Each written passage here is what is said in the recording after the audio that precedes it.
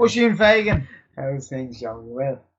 I'm very well. Not a bother on me at all. I was never good in school when I was growing up. I was a bit of a messer and I got thrown out of school, and then but I was always very interested in fitness, and of course I was a footballer, and I wanted to originally go over on a football scholarship, and that's what I did. But before I did that, I decided that I wanted to go back and do some and get educated, because I made a mess of my education when I was a kid, and then I ended up going to the States on a football scholarship and getting a couple of degrees in the States after being a big messer in primary in secondary school.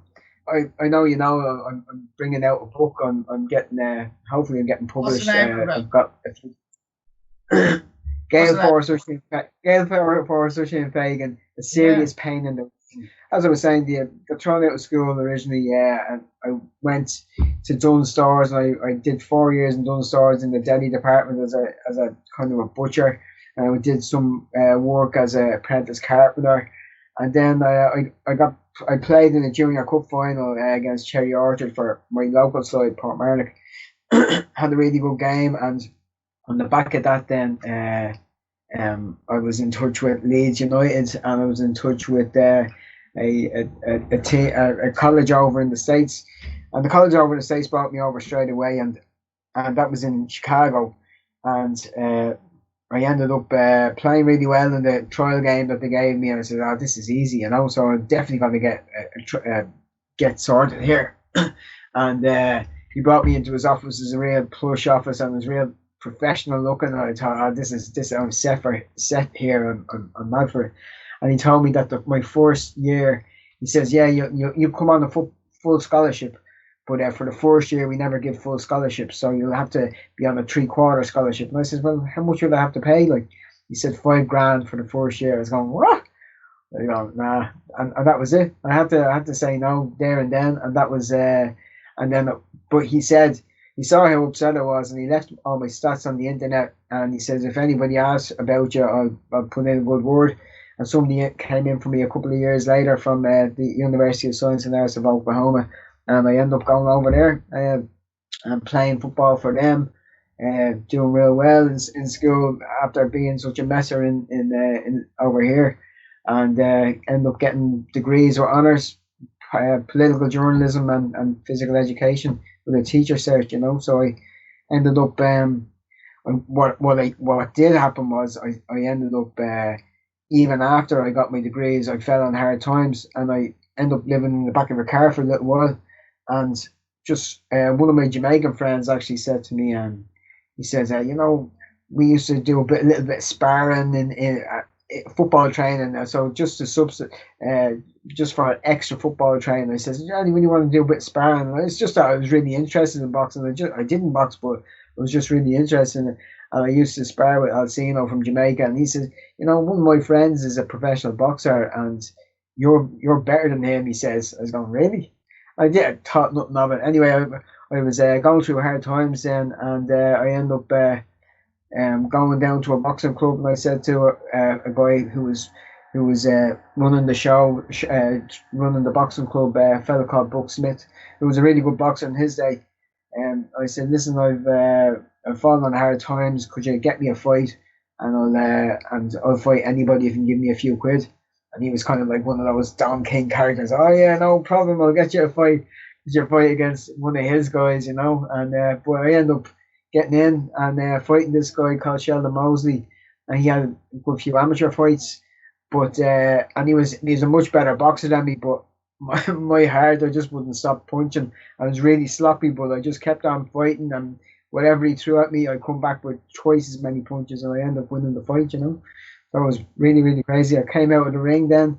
I was walking down towards the dressing rooms, and Phil Cunningham, who was the principal of a school in Oklahoma City, came up to me and says, "Listen, I believe you're a qualified school teacher." I said, "Yeah, but nobody's messing with my green card." He says, "Oh, just so happens that my PE teacher left in her notice. Would you come in for an interview?" And so I just said, in the space of 20 minutes, I was a teacher by day and a fighter by night. It was just a crazy story. I'm back down to super featherweight again, or super lightweight again, because I train three times a Turn the day. I'm switch training. off. It's okay now. You can turn the switch off, O'Shane. You know, like I've No. never met a bloke that competes with himself more in my life than you. You are the most obsessive, Yeah. compulsive person I've probably ever met. I well, I Funny, I've flipped through. never been called obsessive compulsive. Go on. Go on, never. You It's are never but it's, called. No. I've never been called obsessive compulsive. I am a very hard trainer. I've trained every day for about 27 years, Joe, How and many times a day are you training now? Just answer the question. three times a day. What age are But you? 46. What are you training for? Oh, it's That's great what for I'm my head. saying. Great for my head. I know. I I know. don't know in any way now, Joe. So if I was to not train, I'd say I go absolutely demented. Don't know. Nah, you Like, find something else to do.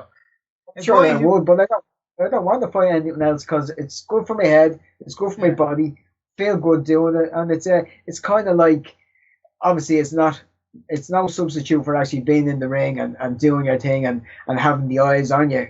But yeah, you know the way I do my jumping rope all the way up and down town, like yeah. I I suppose see that videos kind of on social media feeds and I say, oh man, he's nuts. I think he's gone down the street with a skipping rope.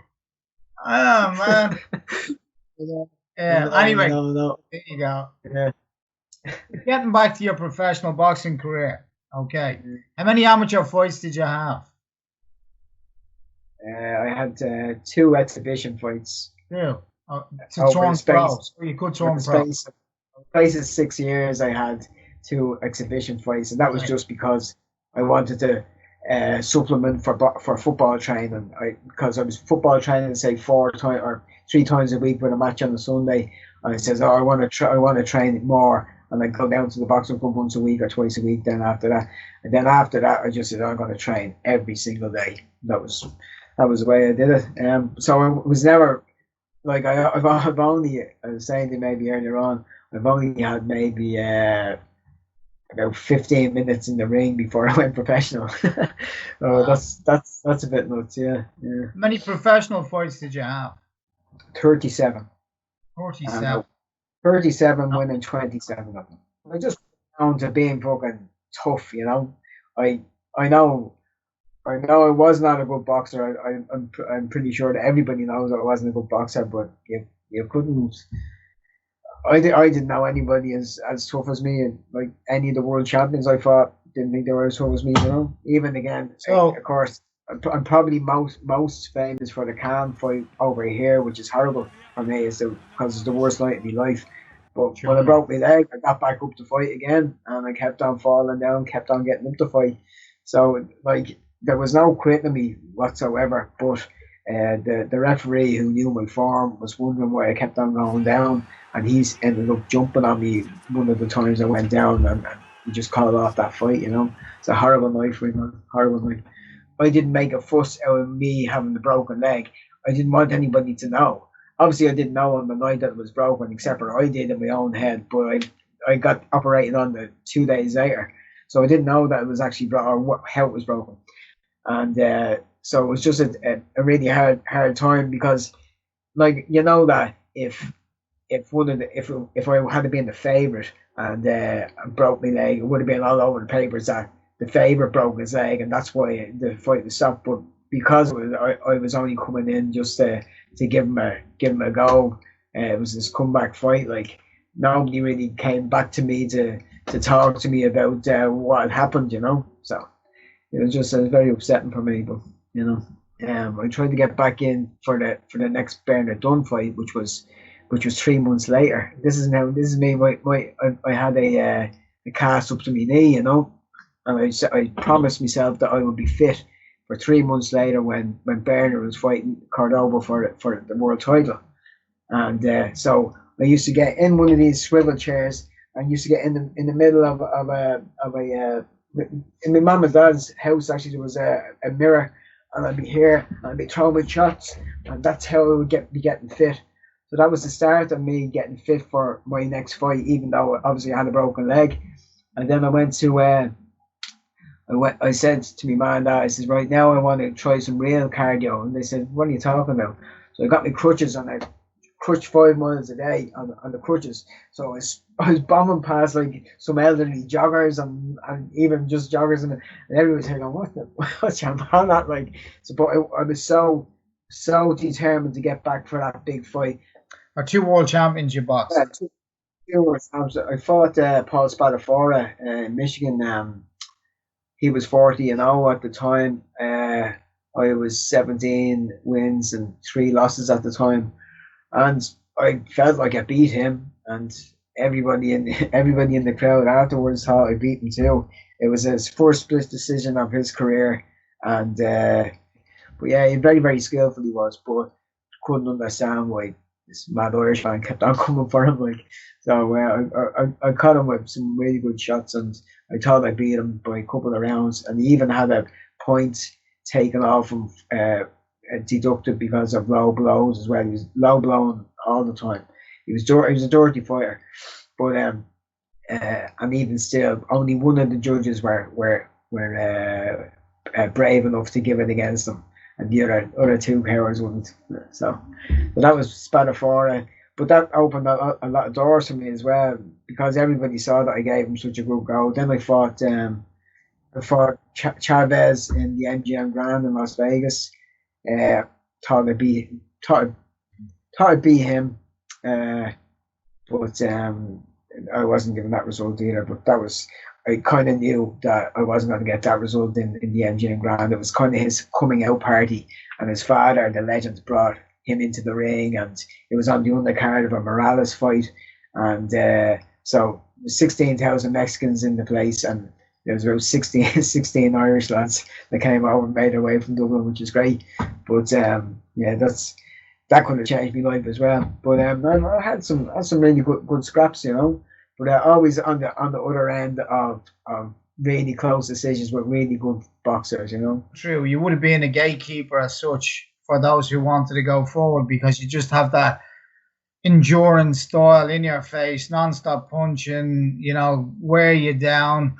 You're the type of fighter that would break some fighters' spirits, because they're used to being able to dictate the pace, dictate the fight, or they've never been in a fight where they've been pushed to a place where they can't draw a breath and they're being hurt and they have to defend themselves and punch.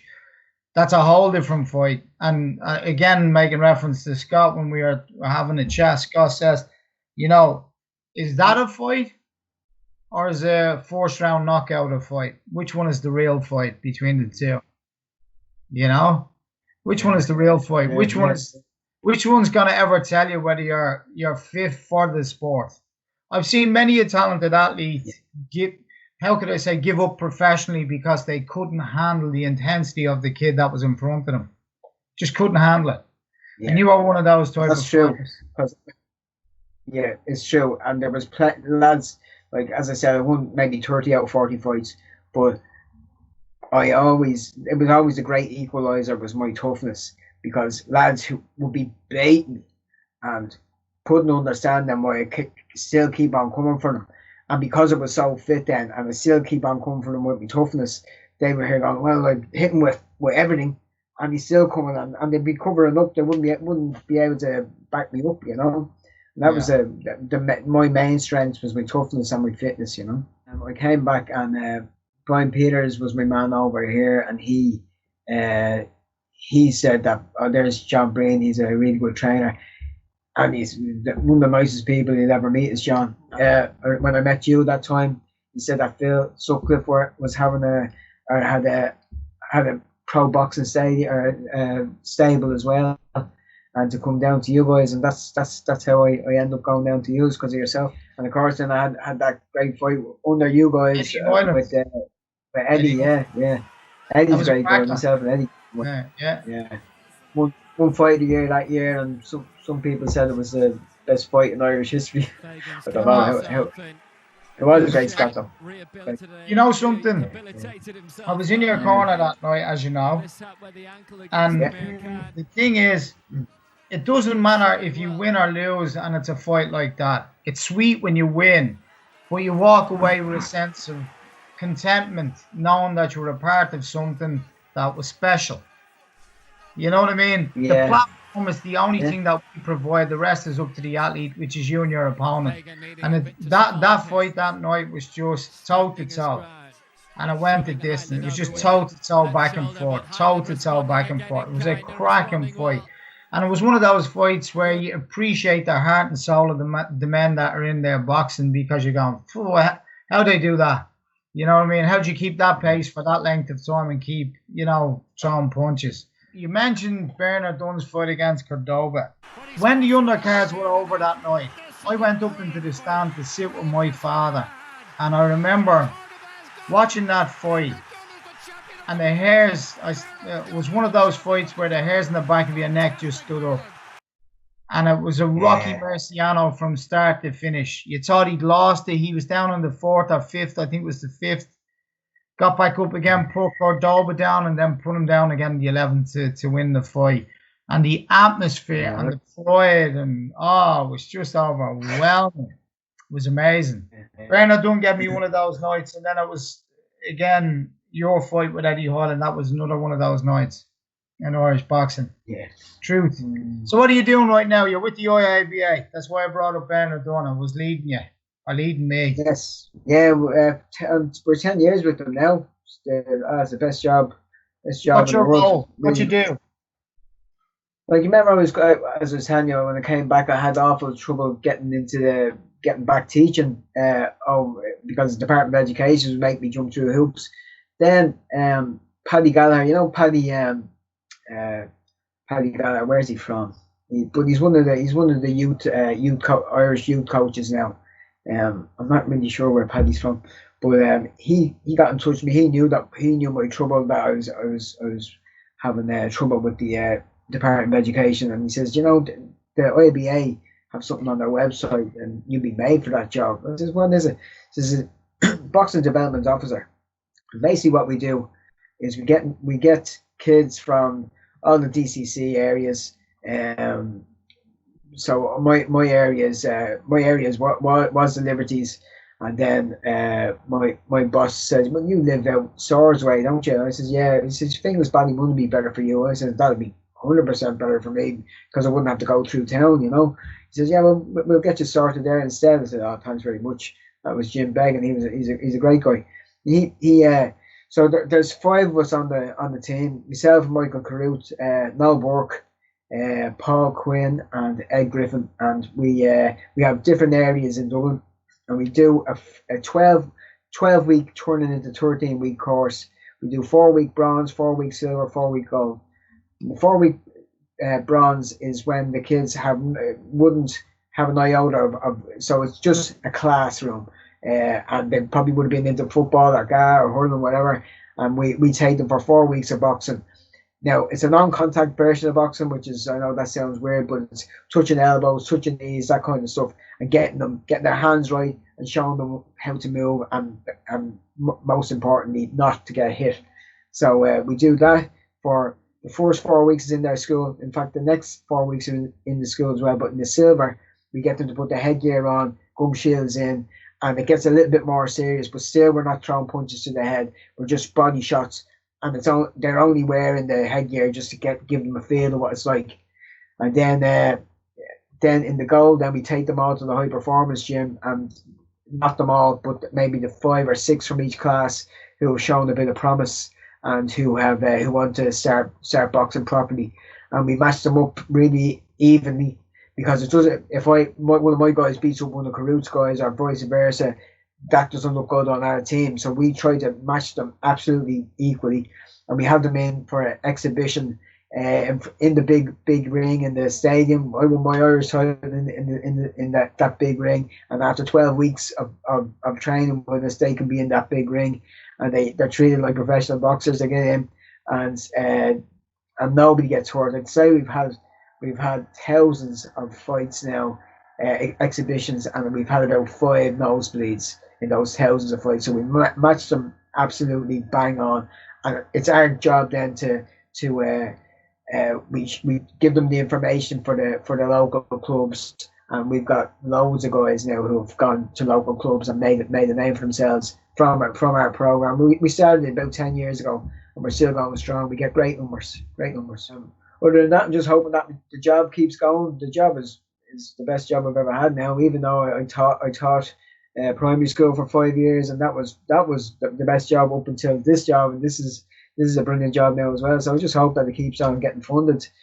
Dublin City Council always seem to come up with the goods, and they like them. They see the merit in what we do, and they keep on funding us, which is brilliant, you know. So I'm just hoping that we'll keep on going with this job and do it forever. Good. So if you were to say something out loud in terms of encouragement, what would you say in these times? And these times, obviously, it's very hard. Like, I'm getting on to everybody, but everybody has their own kind of comfort in I think people who don't want to get stuff done, people who don't want to work out and that kind of stuff, this is a perfect excuse for them, you know. Oh, the gyms aren't open and all this kind of stuff. But like, I can train in something that's a metre and a half square. I could train in that, and I have done in hotel rooms all over the world, right? All you need is a little bit of willpower, discipline, and it's as I was saying to you, it's so good for your mind to get busy with exercise and stuff like that.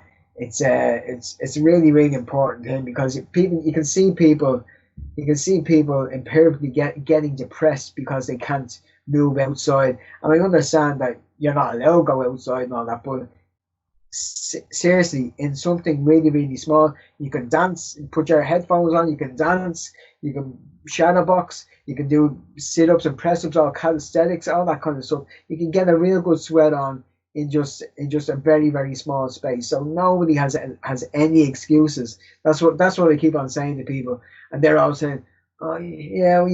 I think basically most people just think they look nuts when they're training on their own, and they're training in a little space and all that, and maybe their family are looking at them going, "All right, what's your man doing?" You know. But I'd never let that put me off. Making yourself better. You got to make yourself better every single day. I have to make myself better. I got a feeling in your 70s you look like Sylvester Stallone. Have you seen a picture of him? He has it stuck up sideways like this. He has it up the side. Man, he's cut to pieces in better nick than he was when he was in Rocky. Yeah, but come here, isn't that all that's you.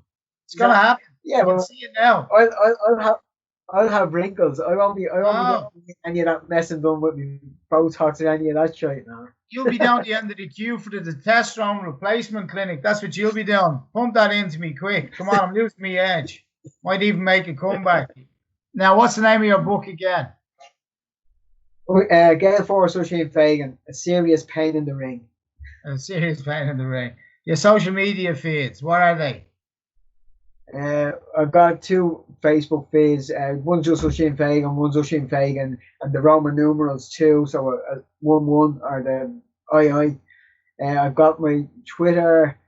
I don't really do Twitter, but it's at GaleForce03. And my Instagram is at GaleForce Oisin Fagan.